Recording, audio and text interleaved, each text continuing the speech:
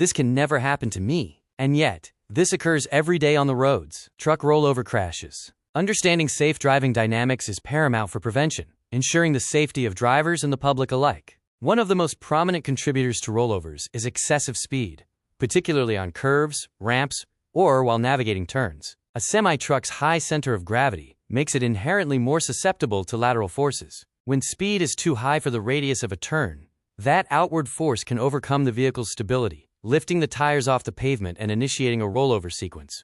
The risks associated with semi-truck rollovers are considerable, often leading to devastating outcomes for the driver. To mitigate these dangers, maintain appropriate speeds when driving, particularly when navigating curves and ramps, to prevent such incidents. Prioritize control. Always. Stay safe, drive smart, and thank you for watching. If this information was valuable, please take a moment to like this video and subscribe to ISC Safety for more essential trucking safety and DOT compliance insights.